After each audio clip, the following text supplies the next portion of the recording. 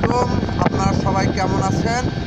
আর আজকে চলে এসেছি নবাবগঞ্জ শাল বাগান। এই শাল বাগানটাই আপনাদের ঘুরিয়ে ঘুরিয়ে দেখাবো। বিশাল বড় শাল বাগান, 16 কিলোমিটার জুড়ে বিস্তৃত এই শাল বাগানটা। 1800 হেক্টর। হ্যাঁ বন্ধুরা, যেমনটি বলছিল এই আমাদের ভাই, 1800 হেক্টর জায়গা বিস্তৃত জুড়ে এই শাল বাগানটা। তা আমাদের সঙ্গেই থাকুন আর দেখতে থাকুন।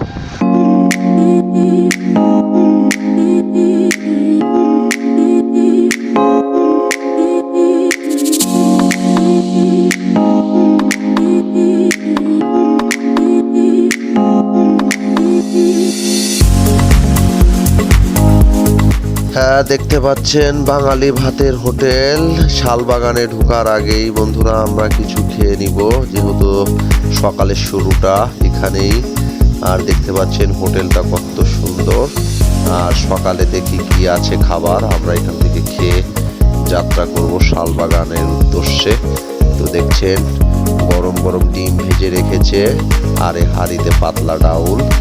আর এই পাশে কি আছে? হ্যাঁ, এই পাশে আছে মাছ ভর্তা, পেঁয়াজ ভর্তা, আলু ভর্তা আসবে। বন্ধুরা আপনার দেখতে থাকুন। শালবাগানের ভিতরে গরম ভাত, শালবাগানের ভিতরেই গরম পাতা।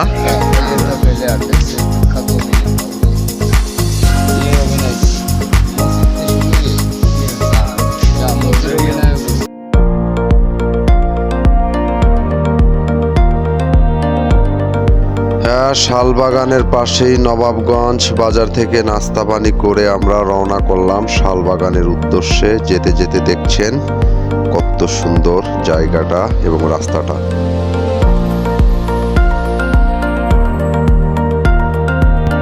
হ্যাঁ বন্ধুরা, যেতে যেতে সামনে একটি দিঘির দেখা পেলাম, আর দিঘি ভর্তি দেখছেন পদ্ম ফুল। পদ্ম ফুলগুলো কিভাবে সুন্দরভাবে ফুটে আছে। আর এই ফুটান্ত পদ্ম ফুলগুলো কিন্তু সূর্যের আলো সংগ্রহ করছে, মানে সূর্যের আলোটা এরা গ্রহণ করে, এবং পরিপূর্ণভাবে গ্রহণ করার পরে এই পদ্ম ফুলগুলো মানে বুঝে যায় আর কি, মানে বন্ধ হয়ে যায়। তখন আর ফুলে থাকে না, তখন একবারে চুপসে হয়ে যায়।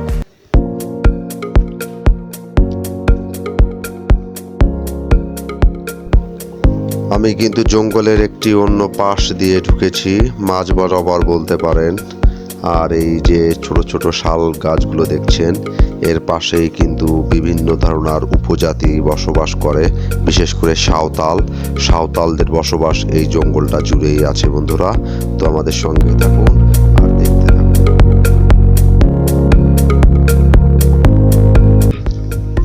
আমি আছি সেই শালবাগান। এই বাগানটা বিশাল বড়, দেখতে পাচ্ছেন বন্ধুরা। এই যে সেই বাগান, এই বাগানে যত দূর যায়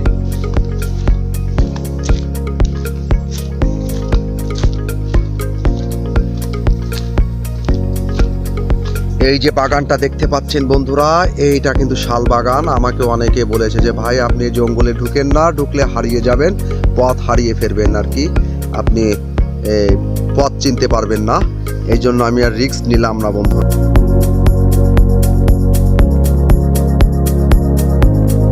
ওই পাশেও জঙ্গল, আবার এই পাশে দেখছেন এই পাশেও কিন্তু জঙ্গল। চারিপাশে শুধু জঙ্গল, আর সব মানুষজনই এখান দিয়ে যেতে পারে না। যারা পরিচিত আছে, রাস্তাঘাট চেনে, তারাই এই পথ, এই বাগানটা অতিক্রম করতে পারে।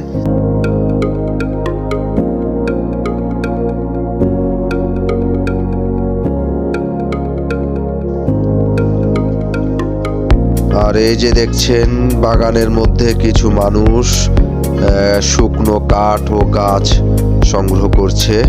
এরা কিন্তু মূলত সাঁওতাল, আর এরা কিন্তু খুব দুর্দান্ত আকারে পরিশ্রম করে থাকে বন্ধুরা। আর বাগানটা দেখতে পাচ্ছেন কত সুন্দর, হেঁটে যাওয়ার রাস্তা এটাই।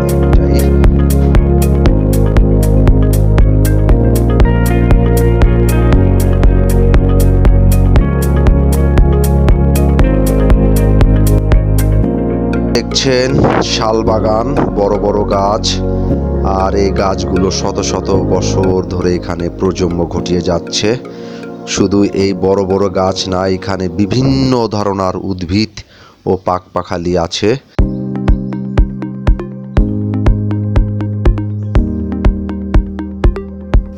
আপনারা দিনাজপুরের স্বপ্নপুরী যে পার্কটা আছে সেই পার্কটার নাম আপনারা হয়তো অনেকে শুনেছেন, অনেকে গিয়েছেন, দেখেছেন। হ্যাঁ, দিনাজপুর যে স্বপ্নপুরী যে পার্কটা আছে সেই পার্কটার পাশেই কিন্তু এই জঙ্গলটা, শালবাগান, লালবাগের যে শালবাগান, সেই শালবাগানটা এটা। আর এখানে কিন্তু বন্ধুরা একা একা কখনোই ঢোকা যাবে না। এই জায়গাটা বহুত বড় এরিয়া, 5.5 কিলোমিটার এই জঙ্গলটা, যে জঙ্গলে আমি আছি 5.5 কিলোমিটার এই জঙ্গল।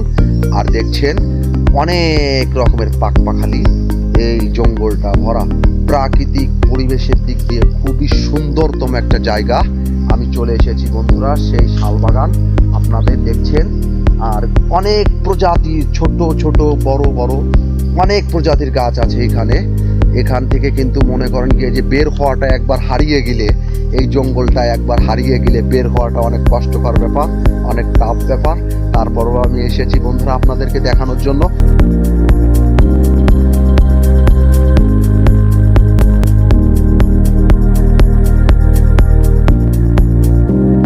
কোথাও কোনো মানুষের দেখা নেই, আর মানুষের দেখা পাওয়া খুবই কষ্টকর একটা ব্যাপার। এখানে দেখছেন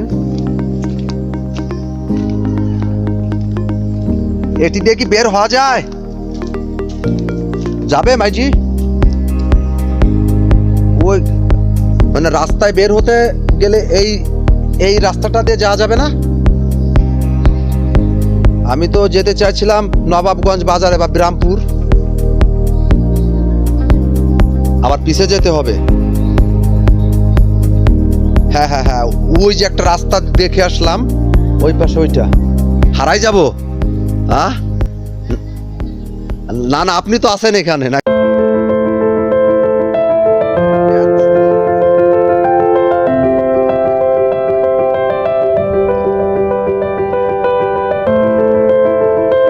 বন্ধুরা যেমনটি বলছিলাম, দেখতে পাচ্ছেন বন্ধুরা,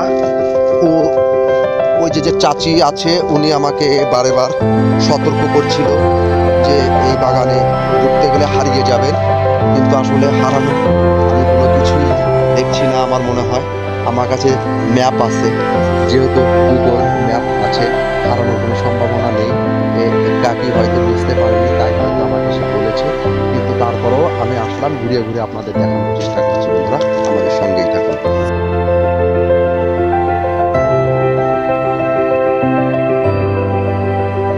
গাছে গাছে এরকম লতা জড়িয়ে আছে, এরকম প্রতিটা গাছেই আসলে এই যে লতাটা দেখছেন এক ধরনের উদ্ভিদ, আমি নাম জানি না।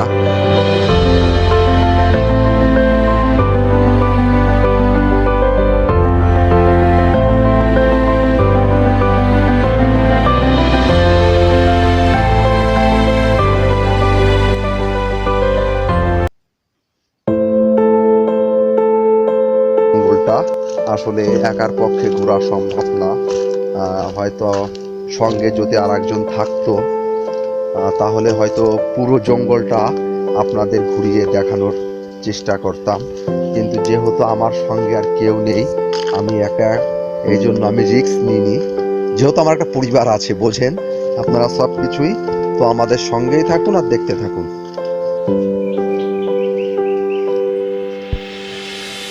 একটু প্রাকৃতিক ন্যাচারাল মুডে ফিরে গেলাম বন্ধুরা। পাখিদের আওয়াজগুলো শুনছেন, খুব মিষ্টি কণ্ঠ।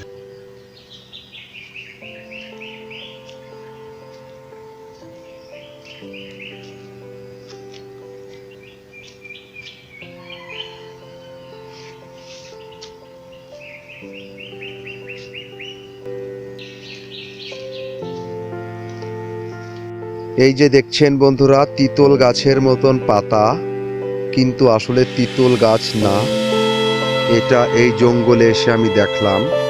সাধারণ জায়গা, খুব দুর্দান্ত সুন্দর একটা স্পেস, শুধু প্রাকৃতিক পরিবেশে ঢাকা। মনে হচ্ছে যে আমি একটা জীবন্ত মানুষ এই বাগানে আছি, আসলে কোথাও কোনো মানুষজন নেই, খুবই কম। আর দেখতে পাচ্ছেন চারিপাশে শুধু গাছ আর গাছ, প্রকৃতি গাছ, হাজার হাজার বছর ধরে বললে ভুল হবে না এই গাছগুলো এখানে বিস্তৃত হয়ে পড়ে আছে। হ্যাঁ বন্ধুরা, আমার যাত্রা এখানেই শেষ, আমি আর ভিতরে যাব না। এই যে রাস্তাটা দেখছেন, এর রাস্তাটার ওপারেই মূলত হচ্ছে ডেঞ্জারাস যে এলাকাটা সেটা। হ্যাঁ, আপনাদের যেমনটি বলেছিলাম, এই যে আমি এই রাস্তাটা দিয়ে এসেছি, এটাই ছিল একটা রাস্তা। আর এইখানে এসে কিন্তু চারটা রাস্তা চারদিকে চলে গিয়েছে। এই যে একটা রাস্তা দেখছেন, এটা চলে গিয়েছে জঙ্গলের বা পাশে যেই সাইডটা আছে সে সাইডটা। আর যদি একটু দেখাই, এই যে একটা রাস্তা গিয়েছে, এটা গিয়েছে আমার যাওয়ার জন্য যে রাস্তাটা সেটা। আর এই যে জঙ্গলের এই পাশটা আপনাদের এত সময় ঘুরতে দেখালাম বন্ধুরা। তারপরে এই যে আমি এই যে রাস্তায় উঠতে পেরেছি। এখন জানি না তারপরে কোন দিকে যেতে হবে, কোথাও কোনো মানুষ নেই, জন নেই বন্ধুরা। কোন দিকে যাবে আসলেই কেমন জানি দেখভুল হয়ে যাচ্ছে। আসলে রাস্তা অনেক, প্রচুর রাস্তা, এদিকে গিয়েছে ওদিকে গিয়েছে, এই জন্য দেখভুল হয়ে গেছি বন্ধুরা। তো অবশেষে মনে হয় আমি একজন লোকে দেখা পেলাম, তা আমি একটু জিজ্ঞাসা করি, দেখি আসলে সঠিক পথটা কোনটা, সেদিকেই দিয়ে আমার বের হয়ে যেতে হবে। তো বন্ধুরা আমার সঙ্গেই থাকবেন, আর আমার পেজটি অবশ্যই আপনারা ফলো দিয়ে রাখবেন।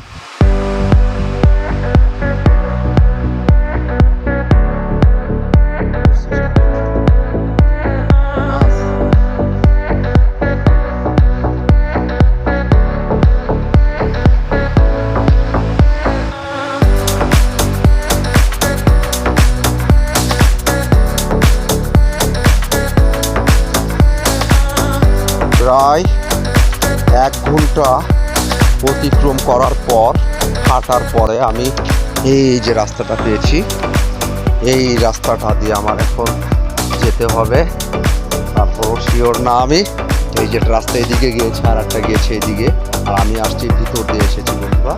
এই যে দেখতে পাচ্ছেন সব শাল কাঠ, শাল বাগান, লালবাগ যেই জায়গাটা সেই জায়গায়।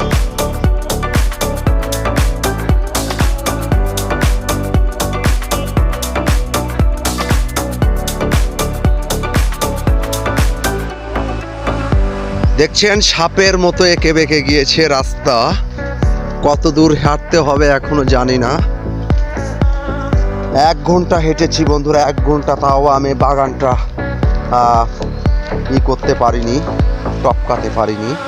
মাঝে দেখেছিলাম কিছু জায়গায় কিছু বসতি আছে, উপজাতি আর মানে উপজাতি বললেও ভুল হবে, এরা হিন্দু, কিন্তু হিন্দুদের মধ্যে একটা জাত আছে উপজাতি বললেই চলে, সেই লোক এখানে কিছু বসবাস করে।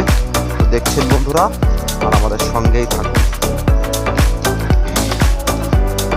এটাই হচ্ছে এই জঙ্গলটার ম্যাপ, নবাবগঞ্জ বিট চরপোরাই রেঞ্জ। এটা এই জঙ্গলটা কতটুকু নিয়ে বিস্তৃত আছে সেই চিত্রটা এখানে, তথ্যটা এখানে। আসলে অনেক বড় জঙ্গল, একদিনে ঘুরে শেষ করা যাবে না। তারপরও শেষ করলাম বন্ধুরা, চলে এলাম নবাবগঞ্জ জাতীয় উদ্যান ও বিট অফিসারের কার্যালয়। এখান থেকেই ঢুকতে হয়, কিন্তু আমি এ পাশ দিয়ে ঢুকিনি, আমি ঢুকেছিলাম ও পাশ দিয়ে। আমাদের সঙ্গেই থাকবেন, আর আমার পেজটি অবশ্যই ফলো দিয়ে রাখবেন।